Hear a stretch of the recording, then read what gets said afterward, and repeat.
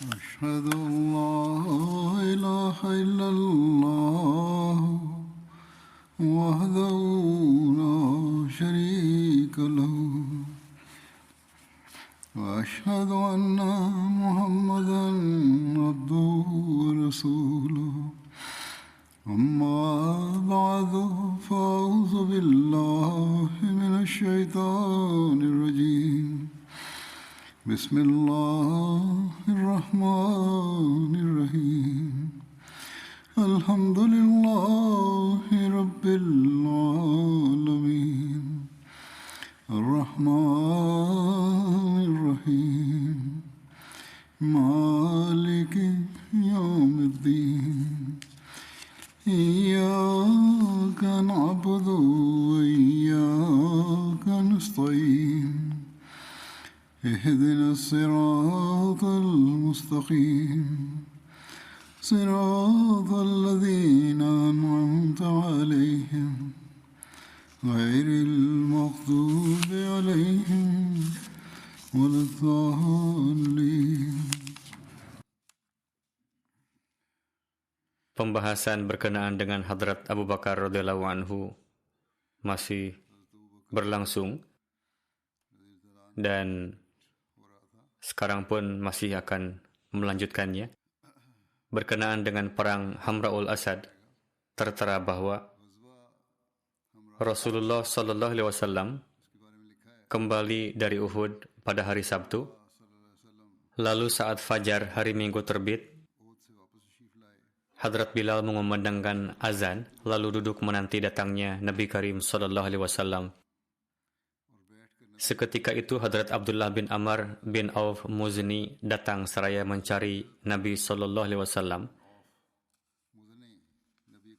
Tatkala Rasulullah tiba, ia berdiri dan mengabarkan kepada Rasulullah bahwa ia baru datang dari tempat keluarganya. Ketika berada di Malal, saat itu orang-orang Quraisy tengah beristirahat di sana. Malal adalah nama satu tempat yang berada sejauh 18 mil dari Madinah ke arah Mekah. Ia mendengar Abu Sufyan berkata kepada segenap temannya, "Kamu sekalian tidak melakukan apa-apa. Kalian telah menimpakan kerugian kepada mereka, yakni telah merugikan kaum muslim, dan telah menyakiti mereka, lalu meninggalkan mereka dan tidak menghancurkannya. Di dalamnya masih banyak pemimpin muslim yang tersisa. Di antara orang-orang muslim tersebut masih banyak tersisa pemimpin mereka." Orang-orang kafir itu berkata, "Yang akan bersatu untuk memerangi Anda sekalian. Maka dari itu, kembalilah supaya kita dapat menghabisi semua yang tersisa dari mereka hingga ke akar-akarnya." Safwan bin Umayyah melarang mereka untuk melakukannya, yakni saat itu ia tengah duduk di tengah-tengah kaum kafir dan melarang mereka dengan berkata, "Wahai kaumku, janganlah melakukannya karena mereka itu telah berperang, dan saya khawatir kelompok mereka yang tidak ikut dalam peperangan pun akan bersatu dengan mereka untuk melawan kalian. Maka pulanglah karena kalian telah meraih kemenangan, dan saya takut jika kalian kembali, kalian akan mengalami kekalahan." Atas keadaan ini Rasulullah memanggil Hadrat Abu Bakar dan Hadrat Umar dan memberitahu apa yang telah disampaikan sahabat dari Muzni ini. Keduanya berkata, "Wahai Rasulullah Sallallahu Alaihi Wasallam, bergeraklah menuju musuh supaya mereka tidak menyerang anak-anak kita." Ketika Rasulullah selesai salat subuh, beliau memanggil segenap orang dan bersabda kepada Hadrat Bilal, "Umumkanlah bahwa Rasulullah memerintahkan Anda semua menghadapi musuh, dan yang akan berangkat adalah mereka yang ikut di pertempuran sebelumnya, yakni Perang Uhud."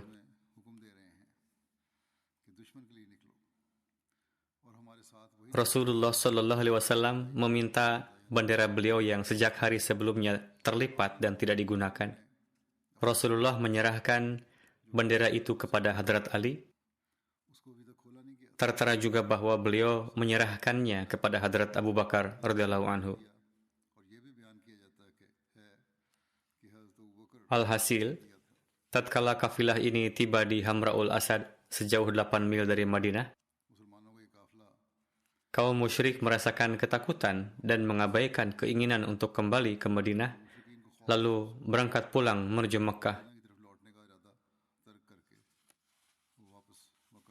Pertempuran dengan Banu Nazir. Ini terjadi pada tahun 4 Hijriah. Rasulullah bersama sejumlah kecil sahabat berkunjung ke Banu Nazir. Ada berbagai macam riwayat tentang mengapa Rasulullah berkunjung ke sana. Menurut satu riwayat, Rasulullah pergi untuk meminta diat atau tebusan atas terbunuhnya 2 orang dari Banu Amir. Saat itu ada 10 sahabat bersama Rasulullah, yang diantaranya yaitu Hadrat Abu Bakar, Hadrat Umar, dan juga Hadrat Ali. Setiba di sana, Rasulullah menyebut tentang jumlahnya kepada mereka, maka orang-orang Yahudi itu berkata, "Wahai Abul Qasim, makanlah Anda terlebih dahulu, lalu sampaikanlah keperluan Anda." Saat itu Rasulullah tengah duduk bersandar di satu dinding, lalu orang-orang Yahudi itu membuat suatu rencana jahat. Di antara mereka ada yang berkata, "Kamu tidak akan menemui kesempatan yang lebih baik lagi untuk membunuh orang ini, yakni Rasulullah. Maka siapakah yang mau naik ke atas bangunan ini dan menjatuhkan batu besar ke atasnya supaya kita pun terbebas darinya?" Atas hal ini, seorang pemimpin Yahudi, Amr bin Jahash, mendukungnya dan berkata, "Saya siap untuk tugas ini." Namun seketika itu juga Salam bin Mushkim, seorang Yahudi lain, menentang keinginan tersebut dan berkata, "Jangan sekali-kali melakukan ini. Demi Tuhan, apapun yang kalian perbincangkan, ia pasti akan mengetahuinya. Ini adalah merusak perjanjian, karena ada perjanjian antara kita dan mereka." Lalu ketika orang itu tiba di atas, yakni hendak menjatuhkan batu ke atas Rasulullah, maka dari langit dikabarkan kepada Rasulullah tentang rencana buruk itu. Allah Ta'ala telah mengingatkan Rasulullah tentang apa yang akan dilakukan oleh orang Yahudi. Beliau segera beranjak dari tempat itu dan meninggalkan para sahabat beliau seolah ada suatu tugas yang ingin beliau laksanakan. Beliau dengan segera kembali ke Madinah.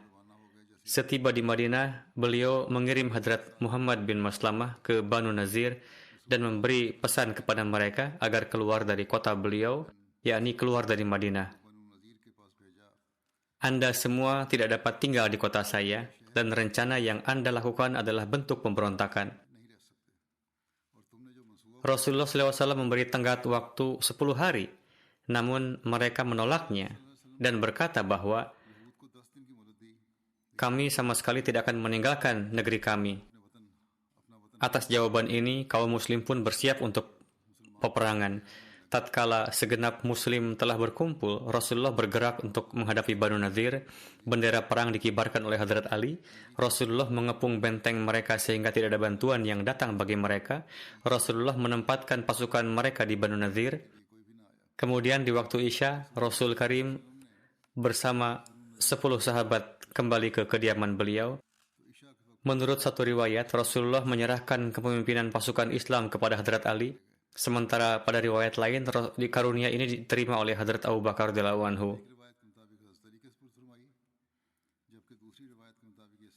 Di satu sisi, Rasulullah Shallallahu Alaihi Wasallam mengepung mereka dengan tegas, dan Allah Ta'ala melahirkan wibawa kaum muslim di hadapan hati mereka, yakni orang-orang Yahudi, hingga akhirnya mereka pun memohon kepada Rasulullah agar dapat dikeluarkan dari negerinya dan diampuni nyawanya dengan syarat mereka diperkenankan membawa semua barang kecuali persenjataan yang dapat diangkut di unta mereka.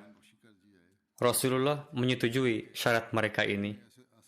Dalam satu riwayat, beliau mengepung mereka hingga 15 hari, dan dalam riwayat lain ada perbedaan tentang jumlah hari ini. Rasulullah dengan izin dari golongan Ansar membagikan semua harta ghanimah yang didapat dari pertempuran Banu Nazir kepada para muhajirin. Maka Hadrat Abu Bakar bersabda, "Wahai jamaah Ansar, semoga Allah memberi anugerah terbaik kepada Anda semua."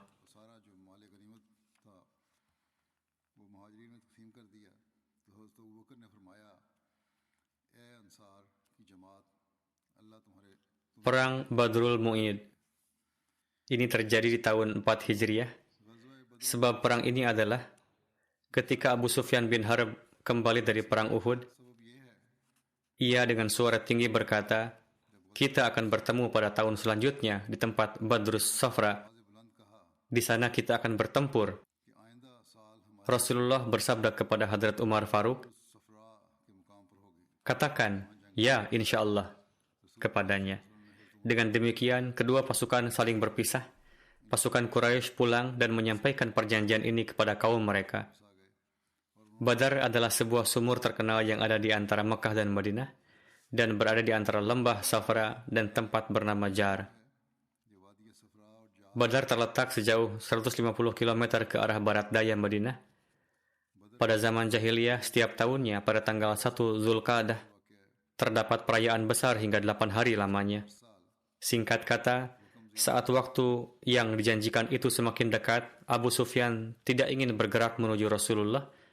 Dirinya mulai diliputi ketakutan. Ia tidak ingin bertemu beliau di waktu yang telah ditentukan itu. Sebelumnya, Abu Sufyan mengungkapkan bahwa ia tengah bersiap menggerakkan suatu pasukan besar untuk menyerang beliau, supaya kabar ini pun sampai ke Madinah, bahwa ia tengah mengumpulkan satu pasukan besar. Ia pun telah menyebarkan ini hingga ke pelosok Arab supaya timbul ketakutan pada kaum muslim. Menurut satu riwayat, Hadrat Abu Bakar dan Hadrat Umar pun datang ke hadapan Rasul Karim. Mereka menyampaikan, wahai Rasulullah, Allah Ta'ala pasti akan memenangkan agamanya dan akan memberi kemuliaan kepada Nabi-Nya Sallallahu Alaihi Wasallam. Kita telah berjanji dengan suku kita, Quraisy, dan kita tidak ingin menolaknya, karena mereka, yakni kaum kufar, akan menganggapnya pengecut. Maka kiranya Anda pun berangkat sesuai dengan perjanjian itu. Demi Tuhan, pasti ada kebaikan di dalamnya. Mendengar gejolak ini, Rasulullah sangat gembira. Tatkala Rasulullah mendengar kabar ini,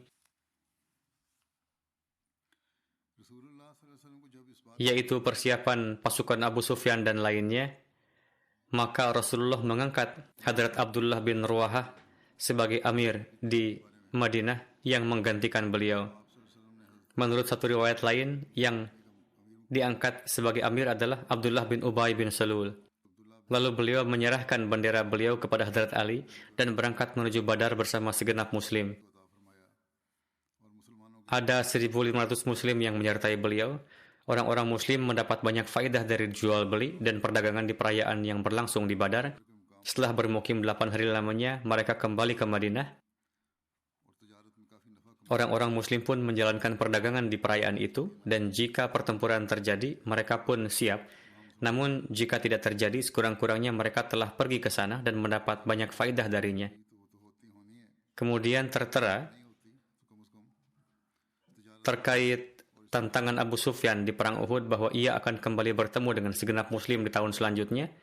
Terdapat pembahasan rinci tentang ini yang disampaikan oleh Hadrat Mirza Bashir Ahmad Sahib radhiyallahu anhu.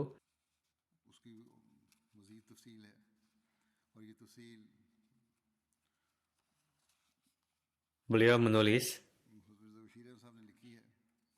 setelah pertempuran Uhud, saat kembali dari medan perang, Abu Sufyan memberi tantangan kepada kaum muslim bahwa di tahun selanjutnya akan terjadi pertempuran antara ia dengan kaum muslim di Badar, dan Hadrat Rasulullah pun menerima tantangan itu. Maka dari itu, pada tahun selanjutnya, yakni 4 Hijriah, ketika tiba akhir bulan Syawal, maka Rasulullah berangkat bersama 1.500 sahabat dan keluar dari Madinah, serta meninggalkan Abdullah bin Ubay sebagai amir. Sementara itu, Abu Sufyan bin Harb berangkat dari Mekah bersama 2.000 laskar Quraisy. Namun meski dengan kemenangan yang mereka raih di Uhud dan besarnya jumlah laskar mereka, di dalam hatinya muncul ketakutan. Ia berkeinginan bahwa untuk kehancuran Islam, ia tidak akan menghadapi kaum muslim selama belum terkumpul jumlah pasukan yang sangat banyak.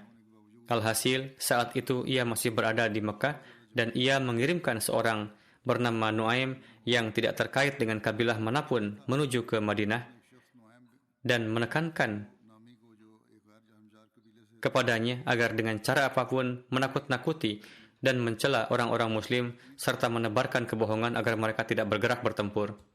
Kemudian orang tersebut datang ke Madinah, lalu menimbulkan kegelisahan di Madinah dengan bercerita bohong, dengan mengatakan bahwa pasukan Quraisy telah sedemikian siap tangguh dan bersemangat untuk bertempur. Mendengar itu, beberapa orang yang bertabiat lemah menjadi ciut untuk ikut serta dalam pertempuran. Namun ketika Rasulullah memerintahkan untuk berangkat, beliau bersabda dalam pidatonya bahwa kita telah menerima tantangan kaum kufar dan berjanji untuk berangkat saat ini. Untuk itu, kita tidak bisa melanggarnya. Sekalipun saya harus pergi sendiri, saya akan pergi dan menghadapi musuh sendirian. Mendengar pidato Rasulullah tersebut, rasa ciut orang-orang seketika hilang dan bersedia untuk berangkat bersama dengan Rasulullah dengan semangat dan tulus ikhlas. Alhasil, Hadrat Rasulullah berangkat dari Madinah bersama dengan 1.500 sahabat, sementara Abu Sufyan berangkat dari Makkah bersama dengan 2.000 laskarnya. Namun bagaimana kuasa Tuhan, yakni pasukan Muslim, akhirnya tiba di Badar sesuai dengan janjinya. Namun Laskar Quraisy ketika telah sampai pada jarak yang tidak terlalu jauh dari Badar, balik kanan kembali ke Mekah. Kisahnya sebagai berikut: ketika Abu Sufyan mendapatkan kabar akan kegagalan Naim, lalu timbul rasa ciut di dalam hatinya, lalu membawa pulang kembali laskarnya dengan beralasan bahwa tahun ini terjadi kekeringan yang parah, sehingga orang-orang ditimpa kesulitan. Untuk itu bertempur saat ini tidaklah baik. Ketika keadaan sudah normal lagi, maka kita akan menyerang ke Madinah dengan persiapan yang lebih baik lagi. Namun Laskar Islam tetap bertahan hingga 8 hari di Badar, dan sebagaimana pada awal bulan Zulqa'dah biasa diadakan acara besar yang telah disebutkan sebelumnya, sehingga banyak di antara para sahabat yang memanfaatkan acara tersebut untuk berdagang dan mendapatkan banyak keuntungan. Sehingga dalam waktu 8 hari itu, mereka berhasil melipat gandakan modalnya menjadi 2 kali lipat. Setelah acara selesai dan Laskar Quraisy tidak kunjung datang, kemudian Hadrat Rasulullah SAW kembali dari Badar menuju Madinah.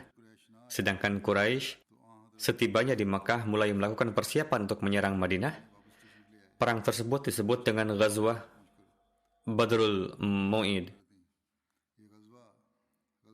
Perang Banu Mustalik yang terjadi pada bulan Syaban 5 Hijriah. Berkenaan dengan perang tersebut, diriwayatkan bahwa nama lain dari perang Banu Mustalik adalah perang Muraisi juga. Banu Mustalik merupakan ranting Khuza'ah. Kabilah tersebut menetap di dekat suatu sumur yang bernama Muraisi. Jarak tempuhnya 1 hari dari Furu. Adapun Furu berjarak sekitar 96 mil dari Madinah. Allama Ibnu Ishaq berpendapat bahwa perang Banu Mustalik terjadi pada 6 Hijriah, sedangkan menurut Musa bin Uqbah terjadi pada tahun 4 Hijriah.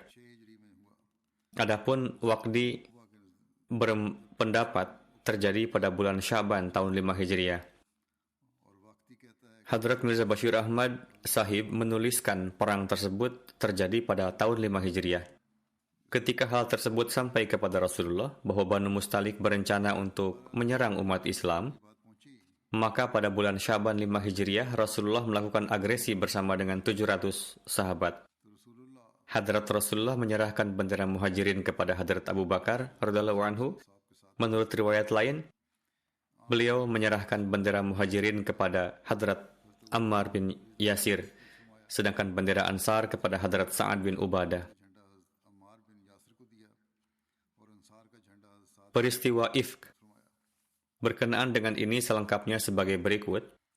Sepulang dari perang Banu Mustalik, Hadrat Aisyah binti Abu Bakar menjadi sasaran fitnah orang-orang munafik. Dalam sejarah, peristiwa tersebut dikenal dengan peristiwa Ifk. Dalam Sahih Bukhari terdapat riwayat dari Hadrat Aisyah. Meskipun kisah ini telah dijelaskan sebelum ini dalam tema salah seorang sahabat, namun perlu juga untuk disampaikan lagi di sini dalam kaitannya dengan Hadrat Abu Bakar radhiyallahu anhu. Biasanya Rasulullah Shallallahu Alaihi Wasallam apabila hendak keluar untuk melakukan suatu perjalanan, maka beliau mengundi di antara para istri beliau. Riwayat ini diriwayatkan oleh Hadrat Aisyah radhiyallahu anha. Maka siapa saja di antara mereka yang keluar undiannya, maka dialah yang berangkat bersama Rasulullah Sallallahu Alaihi Wasallam. Lalu beliau mengundi dan nama saya yang keluar, sehingga saya ikut bersama dengan Rasulullah. Kejadian ini sesudah ayat tentang hijab diturunkan. Hadrat Aisyah menuturkan, saya dibawa di dalam sekedup, yakni tandu di atas punggung onta, yang diturunkan langsung bersama dengan tandunya, lalu berjalan bersama Rasulullah SAW hingga kembali dari perang tersebut. Ketika telah dekat dengan Madinah, maka pada suatu malam Rasulullah memberi aba-aba agar berangkat. Ketika orang-orang mengumumkan untuk berangkat, saya pun beranjak. Saat itu, saya keluar dari tandu melewati para tentara untuk keperluan buang hajat. Ketika telah usai, saya kembali ke rombongan karena pergi untuk menunaikan hajat, sehingga berjalan ke arah lain. Ketika menuju tandu, saya meraba dada saya. Ternyata kalung saya dari merjan zifar terputus. Lalu saya kembali lagi untuk mencari kalung saya, yang membuat saya terlambat, sementara rombongan yang mengawasi unta saya telah datang dan mengangkat tandu saya.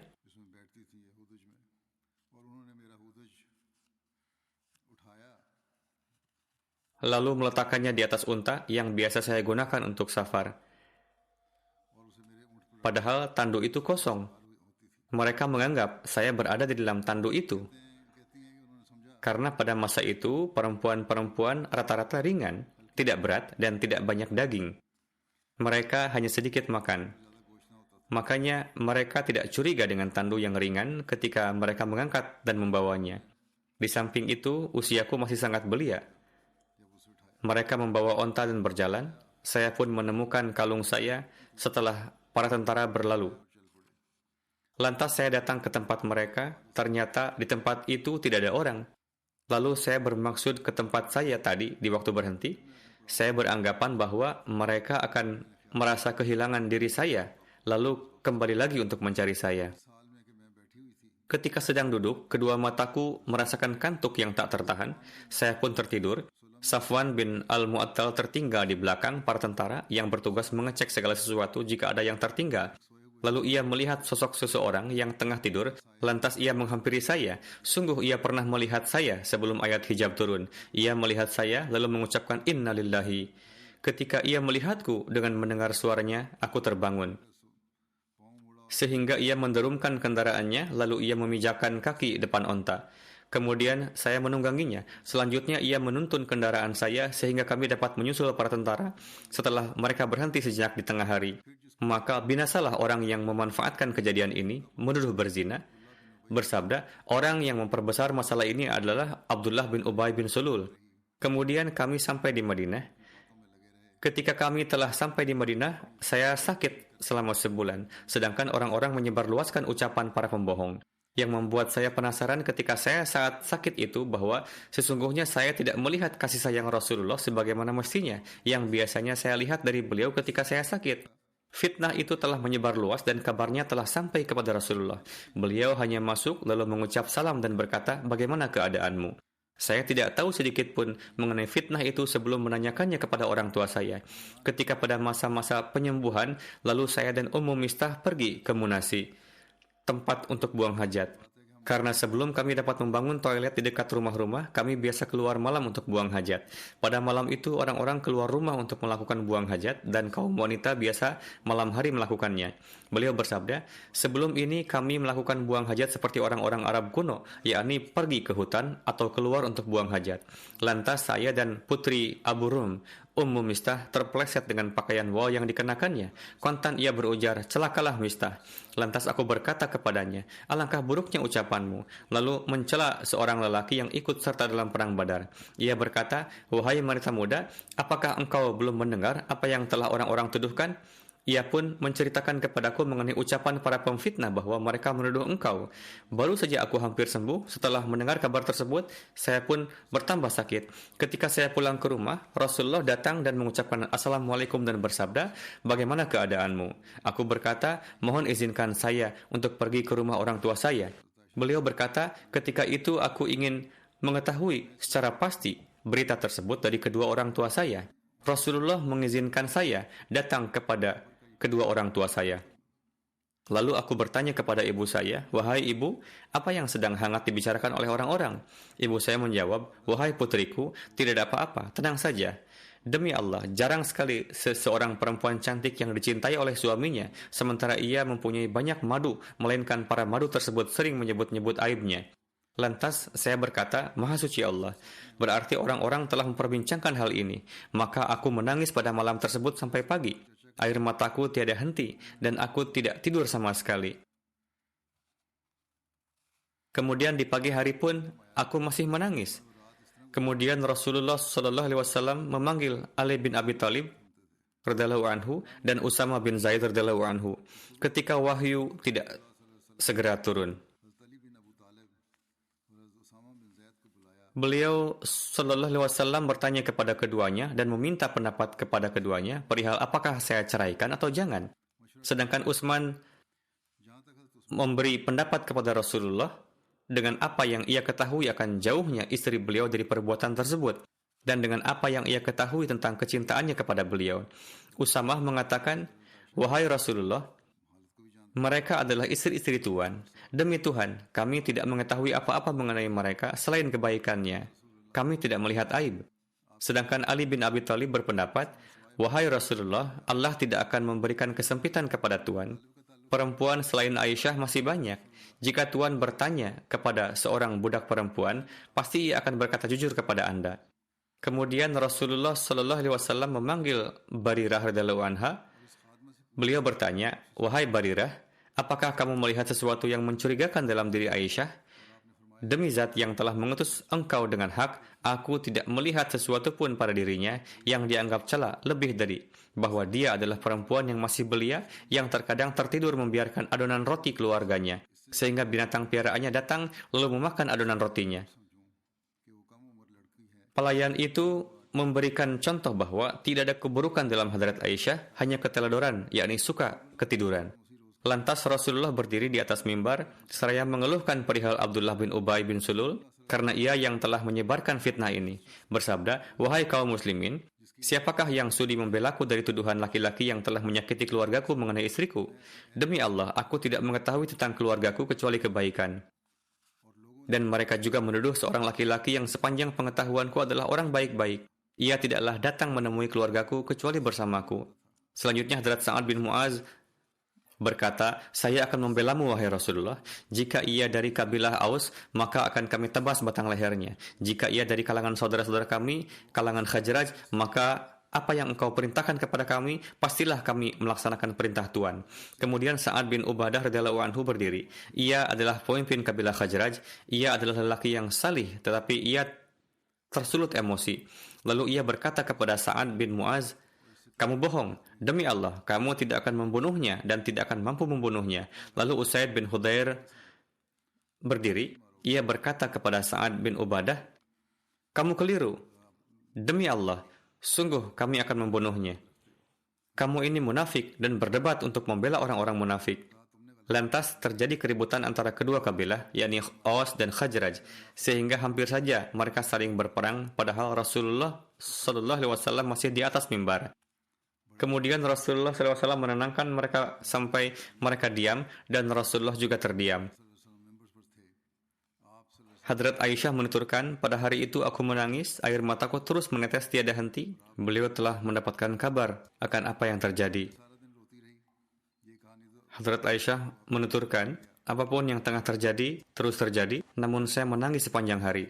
Air mataku terus menetes tiada henti, dan aku tidak tidur sama sekali. Kedua orang tua saya datang menemui saya. 2 malam 1 hari saya menangis, hingga saya beranggapan bahwa tangisan ini dapat membelah jantungku. Ketika kedua orang tua saya sedang duduk di samping saya, dan saya tengah menangis, tiba-tiba seorang perempuan dari kalangan Ansar meminta izin kepada saya, lalu saya pun memberi izin kepadanya, sehingga ia duduk seraya menangis di samping saya. Ketika kami masih dalam keadaan seperti itu, tiba-tiba Rasulullah SAW masuk, kemudian duduk. Rasulullah tidak pernah duduk di samping saya sejak beredarnya isu tersebut, dan telah sebulan penuh tidak ada wahyu turun mengenai perkaraku ini.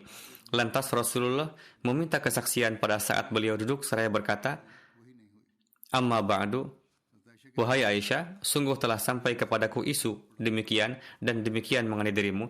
Jika engkau memang bersih dari tuduhan tersebut, pastilah Allah Ta'ala akan membebaskanmu. Dan jika engkau melakukan dosa, maka mohonlah ampun kepada Allah Ta'ala, bertobatlah kepadanya. Karena sesungguhnya seorang hamba yang mau mengakui dosanya dan bertobat, maka Allah akan menerima taubatnya. Tatkala Rasulullah telah selesai menyampaikan sabdanya ini, maka derai air mataku mulai menyusut, sehingga aku tidak merasakan satu tetes pun. Lalu aku berkata kepada ayahku, tolong sampaikan jawaban kepada Rasulullah atas nama saya. Beliau menjawab, demi Allah, saya tidak tahu apa yang harus saya sampaikan kepada Rasulullah. Selanjutnya saya berkata kepada ibu saya, tolong sampaikan jawaban kepada Rasulullah atas nama saya. Ibu saya menjawab, demi Allah, saya juga tidak tahu apa yang harus saya sampaikan kepada Rasulullah. Lalu saya berkata, aku adalah seorang perempuan yang masih belia, tidak mengetahui banyak mengenai Al-Quran. Demi Allah, saya tahu bahwa Anda semua telah mendengar berita ini sehingga Anda simpan di dalam hati dan membenarkannya. Makanya jika saya katakan kepada Anda bahwa saya bersih dari tuduhan tersebut, Allah Maha mengetahui bahwa saya bersih dari tuduhan tersebut. Namun Anda tidak akan mempercayai saya. Dan jika saya mengakui sesuatu yang Allah Ta'ala mengetahui bahwa saya terbebas darinya, maka Anda akan mempercayai saya bahwa saya benar. Demi Allah, saya tidak menjumpai pada diri saya dan diri Anda suatu perumpamaan selain sebagaimana yang dikatakan oleh ayah Nabi Yusuf alaihissalam kepada saudara-saudara Hadrat Yusuf. Fasabrun jamilun wallahu musta'anu ala ma tasifun. Maka hanya sabar yang baik itulah yang terbaik bagiku dan kepada Allah saja memohon pertolongannya terhadap apa yang kamu ceritakan. Kemudian saya berpaling, saya berbaring di atas tempat tidur saya. Saya berharap Allah Ta'ala akan membebaskan saya. Namun demi Allah, saya tidak pernah menyangka akan diturunkan suatu wahyu berkenaan dengan saya. Saya beranggapan bahwa sungguh persoalan saya ini terlalu remeh untuk difirmankan oleh Allah Subhanahu wa Ta'ala. Namun, yang saya harapkan ialah Rasulullah SAW bermimpi di dalam tidurnya, yang di dalam mimpi tersebut Allah Ta'ala membebaskan saya dari tuduhan tersebut. Demi Allah, Rasulullah belum sempat beranjak dari tempat duduknya dan belum ada seorang pun dari anggota keluarga saya yang keluar sehingga Allah Ta'ala menurunkan wahyu kepada nabinya. Rasulullah merasa berat ketika menerima wahyu sampai-sampai beliau bercucuran keringat bagaikan mutiara padahal ketika itu sedang musim penghujan. Hal ini lantaran beratnya wahyu yang diturunkan kepada beliau. Kontan kesusahan telah lenyap dari hati Rasulullah. Beliau tersenyum bahagia. Kalimat yang kali pertama beliau sampaikan ialah, Aisyah, bersyukurlah kepada Tuhan, Allah Ta'ala telah membebaskanmu. Lalu ibu saya berkata kepada saya, bangun dan pergilah kepada Rasulullah. Saya berkata, demi Allah, saya tidak akan pergi kepada Rasulullah dan saya tidak akan memuji kecuali hanya kepada Allah Ta'ala. Dialah yang menurunkan wahyu. Innal ladzina ja'u bil ifki usbatum minkum. Innal ladzina ja'u bil ifki usbatum minkum. Artinya, orang-orang yang melontarkan fitnah adalah sekelompok dari antara kalian. Ketika Allah Ta'ala telah menurunkan ayat ini yang menjelaskan tentang kebebasan saya, maka Abu Bakar radhiyallahu anhu adalah orang yang memberikan nafkah kepada Mistah bin Usathah radhiyallahu anha karena masih ada hubungan kerabat dan karena ia orang fakir. Hadrat Abu Bakar berkata, demi Allah, aku tidak akan memberi nafkah kepadanya lagi untuk selamanya, setelah apa yang ia katakan kepada Aisyah. Kemudian Allah Ta'ala menurunkan ayat berikut, وَلَا يَأْتَلِ أُولُو الْفَضْلِ مِنْكُمْ وَالسَّعَةِ أَن يُؤْتُوا أُولِي الْقُرْبَى وَالْمَسَاكِينِ وَالْمُهَاجِرِينَ فِي سَبِيلِ اللَّهِ وَلْيَعْفُوا وَلْيَصْفَحُوا أَلَا تُحِبُّونَ أَن يَغْفِرَ اللَّهُ لَكُمْ Wallahu ghafurur rahim. Wallahu ghafurur rahim. Dan janganlah orang-orang yang mempunyai kelebihan dan kelapangan di antara kamu bersumpah bahwa mereka tidak akan memberi bantuan kepada kaum kerabatnya, orang-orang yang miskin dan orang-orang yang berhijrah pada jalan Allah, dan hendaklah mereka memaafkan dan berlapang dada. Apakah kamu tidak ingin bahwa Allah mengampunimu? Dan Allah adalah Maha Pengampun lagi Maha Penyayang. Hadrat Abu Bakar bersabda, "Baiklah, demi Allah, sungguh saya suka bila Allah Ta'ala mengampuni saya." Kemudian beliau kembali memberi nafkah kepada Mistah yang memang sejak dahulu ia selalu memberinya nafkah. Hadrat Rasulullah SAW bertanya kepada Zainab binti Jahash radhiyallahu anha, yakni istri Rasulullah, berkenaan dengan persoalan saya. Hadrat Aisyah menuturkan, Hadrat Rasulullah biasa menanyakan mengenai saya kepada Hadrat Zainab. Rasulullah bersabda kepada Hadrat Zainab, "Wahai Zainab, apa yang kamu ketahui atau apa yang kamu lihat mengenai Hadrat Aisyah?" Ia menjawab, "Wahai Rasulullah, aku menjaga pendengaran dan penglihatanku. Demi Allah, yang aku tahu dia hanyalah baik."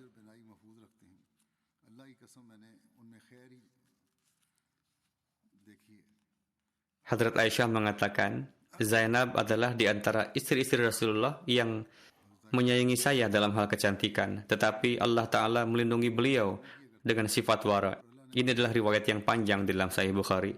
Hadrat Aqdas Masih Maud Islam bersabda, Allah Ta'ala memasukkan hal berikut ke dalam akhlaknya, bahwa dengan taubat, istighfar dan sedekah, dia akan menangkal nubuatan yang bersifat peringatan.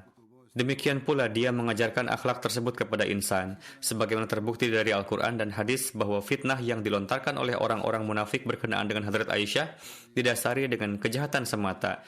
Bahkan beberapa sahabat yang sederhana pun ikut terlibat dalam menyebarkannya. Di antaranya ada seorang sahabat yang biasa memakan roti 2 kali sehari di rumah Hadrat Abu Bakar, disebabkan karena keterlibatan sang sahabat dalam kesalahan tersebut, sehingga Hadrat Abu Bakar bersumpah dan berjanji dalam corak peringatan dengan mengatakan, sebagai hukuman atas ulah buruknya, saya tidak akan pernah memberikan roti lagi kepada sahabat tersebut. Atas hal itu turunlah ayat yang berbunyi, "Waliya'fu waliyasfahu, ala tuhibbuna ay yaghfirallahu lakum wallahu ghafurur rahim." Kemudian Hadrat Abu Bakar menggugurkan janjinya dan mulai memberikan roti lagi seperti biasa. Hadrat Masih Maud Islam bersabda, berdasarkan itulah termasuk ke dalam akhlak Islam, yakni jika seseorang berjanji yang bersifat peringatan, maka menggugurkan janji tersebut termasuk ke dalam akhlak mulia. Misalnya jika ada yang bersumpah berkenaan dengan pelayannya dengan mengatakan, saya pasti akan memukulinya dengan sepatu sebanyak 50 pukulan, maka jika ia bertaubat, tadharu, lalu memaafkannya, merupakan sunnah Islami. Sehingga dengan begitu menjadi implementasi dari takhallaqu bi akhlaqillah, yakni berakhlaklah seperti akhlak Allah. Namun melanggar janji tidaklah jaiz. Melanggar janji akan dihukum, namun tidak halnya dengan melanggar wa'id, yakni janji yang bersifat peringatan. Sekarang kisah berkenaan dengan perang Ahzab yang terjadi pada bulan Syawal 5 Hijriah. Ini adalah pertempuran besar ketiga antara Quraisy Mekah dengan kaum muslimin yang juga disebut dengan perang Khandaq. Perang ini terjadi pada bulan Syawal 5 Hijriah dikarenakan orang-orang Quraisy, orang-orang Yahudi Khaybar dan banyak golongan-golongan lainnya berkomplot lalu menyerang Madinah. Oleh karena itu nama Ahzab yang disebutkan dalam Al-Quran juga dikaitkan dengan pertempuran ini, yakni perang Ahzab. Ketika Rasulullah mengusir kabilah Banu Nadir, maka mereka pindah ke Khaybar. Beberapa orang terpandang dan terhormat mereka berangkat ke Mekah. Mereka mengumpulkan orang-orang Quraisy dan menghasut mereka untuk melawan Rasulullah. Mereka melakukan perjanjian dengan orang-orang Quraisy dan semuanya sepakat untuk berperang melawan Rasulullah, dan mereka menjanjikan satu waktu untuk itu. Setelah mendatangi orang-orang Quraisy, orang-orang Banu Nadir tersebut pergi ke kabilah Ghatfan dan Sulaim dan melakukan perjanjian semacam ini juga dengan mereka. Kemudian mereka beranjak pergi dari kabilah-kabilah tersebut. Orang-orang Quraisy telah siap. Mereka mengumpulkan berbagai kabilah dan orang-orang Arab yang merupakan sekutu mereka. Maka terkumpullah 4.000 pasukan. Abu Sufyan bin Harb menjadi pemimpin mereka. Di perjalanan orang-orang dari kabilah lainnya pun bergabung dengan laskar ini. Dengan demikian total jumlah laskar ini menjadi 10.000 orang. Kabar mengenai keberangkatan mereka dari Makkah ini sampai kepada Rasulullah. Maka beliau SAW memanggil para sahabat. Rasulullah menyampaikan kabar mengenai musuh kepada para sahabat dan meminta masukan mereka mengenai hal ini. Atas hal itu, Hadrat Salman Al-Farisi memberikan usulan untuk membuat parit yang mana usulan ini disukai oleh kaum muslimin. Di zaman Rasulullah, sisi utara kota Madinah terbuka. Sedangkan ketiga sisi lainnya merupakan perumahan dan kebun kurma yang tidak bisa dilewati oleh musuh. Oleh karena itu, diambil keputusan untuk mempertahankan kota dengan menggali parit pada sisi yang terbuka. Rasulullah bersama 3.000 orang Islam mulai menggali parit.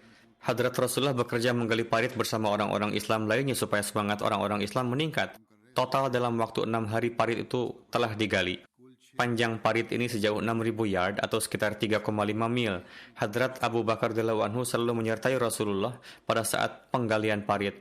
Hadrat Abu Bakar mengangkut tanah dengan pakaian beliau, dan beliau juga bekerja sama dengan para sahabat lainnya untuk menggali parit supaya pekerjaan penggalian parit ini bisa selesai secepatnya dalam waktu yang telah ditentukan. Tidak ada satupun orang Islam yang tertinggal dalam penggalian parit ini. Ketika Hadrat Abu Bakar dan Hadrat Umar tidak mendapatkan keranjang, maka mereka dengan segera memindahkan tanah dengan menggunakan pakaian mereka, dan keduanya tidak pernah terpisah satu sama lain dalam suatu pekerjaan maupun perjalanan apapun. Rasulullah begitu bekerja keras dalam penggalian parit. Terkadang Rasulullah menggunakan cangkul, terkadang mengumpulkan tanah dengan sekop, dan terkadang mengangkut tanah dengan keranjang. Suatu hari Rasulullah merasa sangat kelelahan, maka beliau duduk. Kemudian Rasulullah bersandar pada batu di sisi kiri beliau, lalu tertidur. Maka Hadrat Abu Bakar dan Hadrat Umar berdiri di samping beliau dan mencegah orang-orang lewat di dekat beliau supaya jangan sampai mereka membuat beliau terbangun. Ketika Quraisy dan 10.000 laskar pendukungnya mengepung kaum muslimin Madinah, maka pada masa pengepungan itu Hadrat Abu Bakar memimpin satu bagian laskar kaum muslimin. Di kemudian hari, pada tempat di mana Hadrat Abu Bakar memimpin tersebut didirikan sebuah masjid yang dinamakan Masjid Siddiq. Riwayat ini masih akan berlanjut pada kesempatan yang akan datang. Sekarang saya ingin menyampaikan riwayat beberapa almarhum. Di antaranya yang pertama adalah yang terhormat Mubarikah Begum Sahibah yang adalah istri dari Mukhtar Ahmad Gundal Sahib. Beliau wafat pada 11 Januari di usia 93 tahun. Inna lillahi wa inna ilaihi raji'un. Beliau adalah menantu dari Chaudhry Ghulam Muhammad Gundal Sahib. Beliau sangat gemar melakukan pengkhidmatan jemaat. Beliau menjabat sebagai sadar lajnah di kampung beliau, Cak 99 Shumali. Beliau seorang wanita yang disiplin dalam puasa dan salat, menyantuni orang miskin dan mukhlis. Sepanjang hidupnya, beliau mendapatkan taufik untuk mengajarkan Al-Quran kepada anak-anak dan orang dewasa. Almarhumah adalah seorang musiah. Beliau meninggalkan 5 putra dan 3 putri. Iftikhar Ahmad Gundal Sahib Mubalik Jemaat Sierra Leone adalah putra beliau, dan beliau adalah nenek dari Mubalik Jemaat Fawad Ahmad Sahib. Selain itu, dalam keluarga beliau, cucu-cucu beliau masih banyak lagi yang menjadi mubalik dan wakafin zindagi. Semoga Allah telah memberikan maghfirah dan rahmat kepada almarhumah dan mengabulkan doa-doa beliau bagi anak keturunan beliau.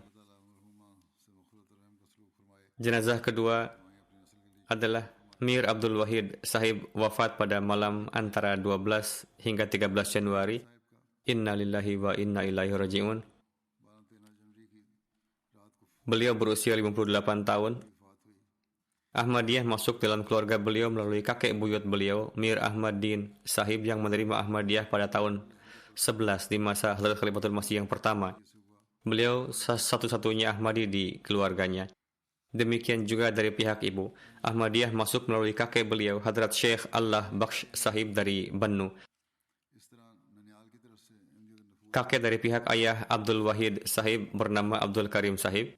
Beliau sangat gemar bertabligh. Oleh karena itu, kakek beliau tersebut di Peshawar dikenal dengan nama Maulwi Abdul Karim. Beliau banyak melakukan kajian pribadi di perpustakaan yang beliau buat. Pada tahun 74, ketika delegasi jemaat di bawah kepemimpinan Hadrat Khalifatul Masih yang ketiga rahimahullah tampil di parlemen, mereka memerlukan beberapa buku langka yang kemudian didapatkan dari perpustakaan beliau. Hal ini diceritakan oleh saudari ipar beliau. Pada 9 September tahun 2020, diajukan gugatan terhadap keluarga Mir Abdul Wahid di bawah pasal 295C atas tuduhan penistaan kenabian. Para ulama dan masyarakat umum mengepung rumah beliau, namun polisi dengan suatu cara mengeluarkan beliau beserta keluarga dari sana dan mengantarkan mereka ke Rawalpindi. Setelah beberapa hari, polisi melakukan penggerebekan dan menangkap putra beliau, Abdul Majid Sahib, dari rumah beliau di Rawalpindi. Allah Ta'ala menganugerahkan kepada Mir Abdul Wahid Sahib 2 putra dan 1 putri. Salah seorang putra beliau yang baru saja disebutkan, Abdul Majid Sahib, hingga sekarang masih dipenjara di jalan Allah Ta'ala. Ketika ayahanda beliau wafat, beliau tidak bisa dihadir. Semoga Allah Ta'ala memberikan maghfirah kepada almarhum dan memberikan kesabaran dan ketabahan kepada keluarga yang ditinggalkan. Dan putra beliau yang sedang ditahan, yang berusia sekitar 20 tahun, semoga Allah Ta'ala segera memberikan sarana kebebasan bagi beliau.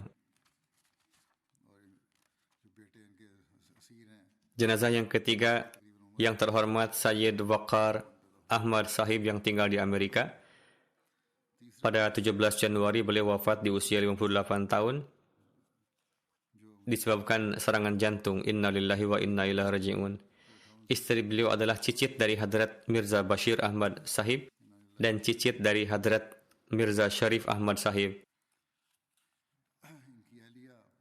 Dari sisi ini beliau termasuk keluarga besar Hadrat Masih Maud alaihi salam. Almarhum menikah dengan wanita dari keluarga ini. Istri beliau, Shazia Khan, menuturkan, Hadrat Khalifatul Masih yang keempat rahimahullah memerintahkan saya berdoa untuk perjodohan saya. Dan setelah berdoa, saya menyetujui perjodohan tersebut. Maka Hadrat Khalifatul Masih Ar-Rabi rahimahullah merestui perjodohan ini.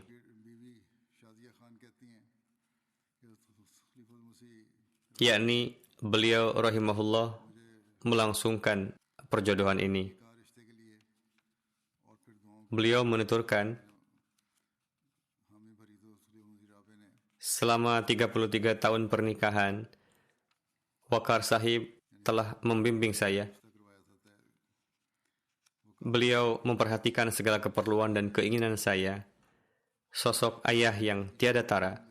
Beliau tidak pernah melakukan sesuatu untuk diri pribadi beliau dan merupakan sosok yang sederhana. Beliau tidak memiliki keinginan pribadi dan jikapun ada, maka beliau mengorbankannya untuk keluarga. Beliau menuturkan, hari terindah bagi saya adalah ketika beliau mengatakan kepada seseorang dengan bangga bahwa saya biasa pergi ke masjid dan mengulangi janji saya. Dan bagi saya tidak ada sesuatu yang lebih penting daripada memenuhi janji saya. Saya bisa mengorbankan segala sesuatu untuk janji ini. Dan ini bukan sekedar kata-kata belaka, bahkan saya menyaksikannya. Saya mengetahui bahwa ketika ujian berat menimpa beliau, maka beliau memperhatikan janji ini. Janji yang telah dan selalu beliau tunaikan ini. Beliau telah memenuhinya. Dan beliau tidak mempedulikan suatu hubungan lainnya. Beliau tidak pernah melangkah keluar dari ketaatan kepada khilafat. Hal yang beliau tidak fahami sekalipun, beliau tetap menaatinya dan mengatakan bahwa tugas kita adalah taat. Beliau seseorang yang senantiasa bersyukur dan selalu menasihatkan ini kepada saya setiap waktu. Beliau tidak pernah lalai dalam pengorbanan harta. Putra beliau yang tercinta, Sayyid Adil Ahmad yang saat ini menjadi mubalik, beliau menyelesaikan syahid di Jami'ah Ahmadiyah Kanada. Beliau menuturkan bahwa dengan karunia Allah Ta'ala, ayahanda saya adalah seorang yang sederhana dan mukhlis. Beliau tidak pernah merisaukan dirinya sendiri dan selalu memperhatikan kebutuhan-kebutuhan putra-putra beliau dan ibunda. Beliau tidak pernah membeli sesuatu yang bagus untuk diri beliau. Bahkan beberapa kali harus diingatkan untuk membelanjakan bagi keperluan diri beliau sendiri. Beliau sangat menghormati para mubalik dan nizam jemaat. Mertua beliau, Mahmud Ahmad Khan Sahib yang merupakan cucu dari Hadrat Mirza Bashir Ahmad Sahib dan cucu dari Hadrat Nawab Mubarikah Begum Sahibah menulis bahwa Waqar, yakni menantu beliau, adalah sosok yang sangat berakhlak baik dan menghormati tamu.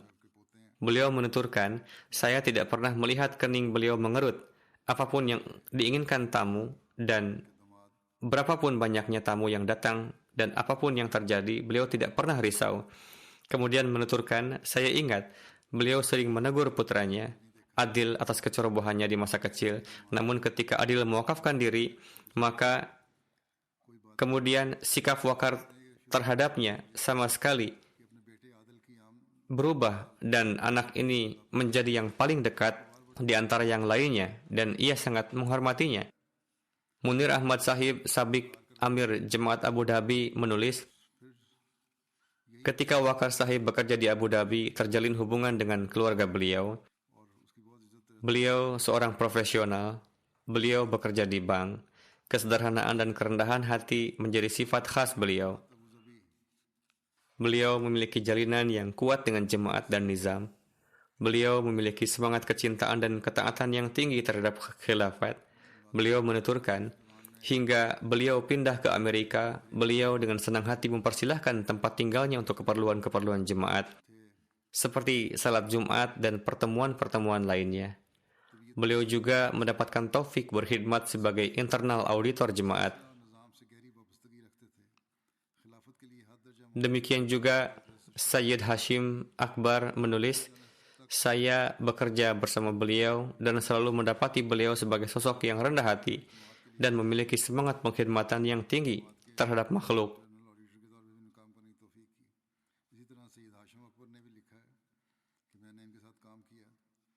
Semoga Allah telah menganugerahkan maghfirah dan rahmat kepada beliau dan memberikan taufik kepada anak keturunan beliau untuk melakukan kebaikan-kebaikan dan mengabulkan doa-doa beliau untuk anak keturunan beliau. Saya akan menyalatkan jenazah para almarhum setelah salat nanti, insyaallah.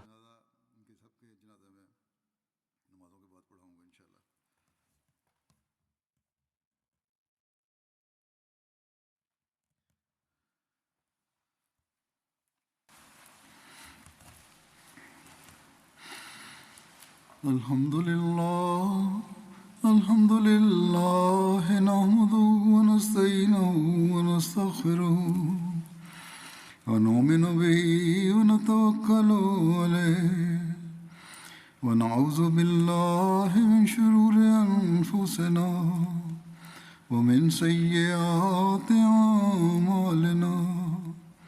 Man yahdihillahu fala mudilla lahu ومن يضلله فلا هادي له ونشهد أن لا إله إلا الله ونشهد أن محمدا عبده ورسوله عباد الله رحمكم الله إن الله يأمر بالعدل والإحسان وإيتاء ذي القربى وينهى عن الفحشاء والمنكر والبغي يعظكم لعلكم تذكرون اذكروا الله يذكركم وادعوه يستجب لكم ولذكر الله أكبر.